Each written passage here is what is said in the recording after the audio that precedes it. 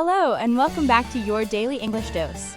I hope you're all ready to continue our magical adventure. In the first part of our story, Aladdin found himself in a difficult situation.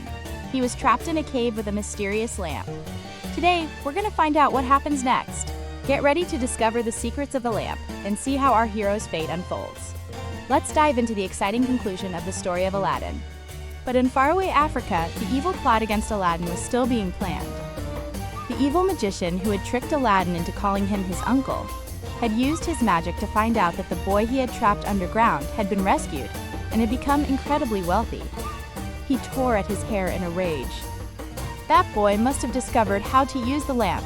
I can't sleep at night because of this curse. I won't rest until I find a way to get the lamp back, he roared. Soon after, he came back to Sina. When he arrived in Aladdin's city, he saw the magnificent palace. He was so angry at how beautiful the palace was, and how wealthy Aladdin had become, that he almost fainted. The magician then disguised himself as a merchant. He carried many copper lamps and walked from street to street, shouting, "I will trade new lamps for old lamps." When the townspeople heard this, they laughed at how ridiculous it was, but they still gathered around the magician, curious. They thought the man who would say such a thing must be crazy. At that very moment, Aladdin was away on a hunting trip. The princess was alone, leaning on a window in the great hall, looking outside. When she heard the man's cries from the street, she called a slave. "Go and ask what he is saying," she commanded. The slave quickly went and came back, laughing uncontrollably. "He is a very strange old man. He says he will trade new lamps for old lamps. Who would be so foolish as to make such a trade?" "Ha ha ha," the slave said. The princess also laughed when she heard this. She pointed to a very old lamp hanging in a corner of the room. "There's a very old lamp over there. Take it and see if that old man will really trade it." The slave took the lamp down and ran out into the street. The magician carefully took the magic lamp with both hands. "Take any of the new lamps you like," he said, and lined up the new copper lamps. He hugged the old lamp tightly, not even noticing that the slave took a bunch of the new lamps. He probably wouldn't have noticed if the slave had taken all of them. The magician walked a little further until he was at the edge of town. When he was sure no one was around, he took out the magic lamp. He rubbed it gently. At once the genie stood before him and asked, "What is your wish?" "Take Aladdin's palace, with the princess inside, and place it in a desolate part of Africa," the magician commanded. In an instant, Aladdin's palace, with the princess and the servants inside, vanished. Soon after, the king looked out the palace window and saw that Aladdin's palace was gone. "Oh no! Aladdin was a magician after all," the king exclaimed. He immediately called his servants and ordered them to find Aladdin, tie him with chains, and bring him to him. The servants met Aladdin on his way back from his hunting trip. They immediately seized him and brought him before the king. The townspeople, who loved Aladdin, came close to him and prayed that he would not be harmed. The king saw Aladdin and scolded him severely. He ordered his servants to cut off Aladdin's head at once. But the townspeople stormed the palace and threatened the king, saying they would not stand for it. The king had no choice but to release Aladdin from his chains. Aladdin asked the king why he had been treated so badly. "Poor boy, you don't know anything, do you? Come here and look," the king said. He took Aladdin to the window and pointed to the field where Aladdin's palace had stood. "Your palace is gone, but where is my daughter? Where is my precious daughter?" the king cried. Aladdin was so surprised that he couldn't speak for a moment. He just stood there, staring blankly at the field, wondering where the palace had gone. But after a while, he finally spoke. "Your Majesty, please give me 1 month's time, and if I cannot bring the princess back within that time, you may kill me." The king agreed. For 3 days, Aladdin wandered around like a madman, asking everyone he met, where did the palace go? But no one knew. Some even laughed at his sadness. So Aladdin decided to throw himself into the river and die. He went to the riverside and knelt on the bank. As he clutched his hands together to say a final prayer, he accidentally rubbed the magic ring. Suddenly, the genie of the ring stood before him. "What is your wish?" it said. Aladdin was overjoyed. "Bring the princess and the palace back at once and save my life," he pleaded. But the genie of the ring replied, "I'm afraid I cannot do that. Only the genie of the lamp has the power to bring the palace back." "Then take me to where the palace is. Take me to Africa and stand me under the princess's window," Aladdin said, feeling defeated. Before he had even finished his words, Aladdin was in Africa, standing under the palace window. Aladdin was so tired that he fell into a deep sleep right there. He awoke not long after, at dawn, to the sound of birds chirping. He felt completely restored and full of energy. He decided that this tragedy must have happened because the magic lamp was gone, and he was determined to find out who had stolen it. This morning, the princess woke up in a good mood for the first time since she had been brought there. The sun was shining brightly, and the birds were singing happily. The princess went to the window to look at the view. She saw someone standing below the window. When she looked closely, she saw that it was Aladdin. The princess cried out with joy and quickly opened the window. At the sound, Aladdin looked up. Aladdin found his way through many doors and entered the princess's room. He was so happy that he hugged her for a long time. Then he looked up and said, "Princess, do you know what happened to the old lamp that was hanging on the wall in the Great Hall?" The princess said, "Oh, my love, what have I done? It was my carelessness that led to this tragedy." She then told him the story of the old man disguised as a merchant who had traded new lamps for old. She said, "He has it still. He always keeps it hidden inside his coat and carries it with him.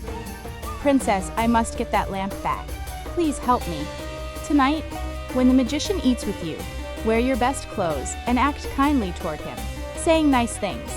Then tell him you would like some African wine. He will go to get it for you. When he does, I will come back to you and tell you what to do," Aladdin said. That night, the princess wore her best clothes. When the magician entered, she smiled and acted kindly, which surprised him greatly. This was because ever since she had been brought there, she had always been sad or angry. "I think Aladdin is probably dead now, so I would like to be your wife. But anyway, let's eat." "Oh, is this Chinese wine again today? I'm tired of Chinese wine. Please bring me some African wine," the princess said. Meanwhile, Aladdin had prepared a powder and asked the princess to put it in her cup. When the magician returned with the African wine, the princess poured the wine into the cup with the powder. She offered it to him and said, "Please drink this as a sign of our friendship." The magician happily put the cup to his lips. But before he had finished it, he fell to the floor and died. Aladdin, who had been hiding in the next room, rushed out and searched the magician's coat. He found the magic lamp and was so happy that he rubbed it. When the genie appeared, he immediately commanded him to take the palace back to China and put it back in its original place. The next morning, the king woke up very early. He was so sad that he couldn't sleep. He went to the window and saw that Aladdin's palace was back in its place. The king thought it was a lie. He rubbed his eyes over and over and stared at the palace. "Is this a dream? It looks even more beautiful in the morning light," he said. Soon after, he rode his horse to Aladdin's palace. He hugged Aladdin and the princess with both arms, filled with joy. The two of them told him the story of the African magician. Aladdin even showed him the magician's dead body. After that, their happy days returned. However, one more thing still worried Aladdin. The African magician had a brother who was also a magician, and he was even more evil than his brother. Indeed, his brother came to China to get revenge. He was determined to harm Aladdin and take the magic lamp. As soon as he arrived in China, he secretly went to visit a holy woman named Fatima. He forced her to give him her robe and veil. Then, so that no one would find out, he killed her. The evil magician, wearing the holy woman's robe and veil, walked through the city near Aladdin's palace. The townspeople, thinking he was the real holy woman, knelt and kissed his robe.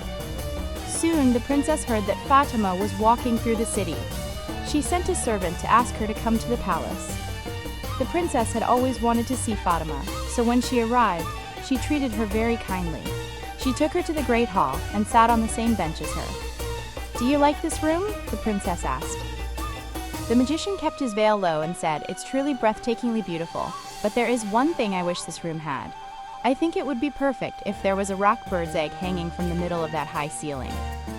When she heard this, the princess suddenly felt that the Great Hall was missing something. She looked very sad when Aladdin came in. He asked what was wrong. The princess said, "I feel sad because there's no rock bird's egg hanging from this ceiling." "That's no problem at all," Aladdin said calmly. He took down the lamp and went into the hallway to call the genie. But when the genie heard the command, he became very angry. His face trembled as he scolded Aladdin. "You idiot! Do you think I can do that? Are you asking me to kill my master and hang his egg from the ceiling? You must be insane to ask for such a thing. The genie's eyes were as red as burning coals. But then, he softened his voice.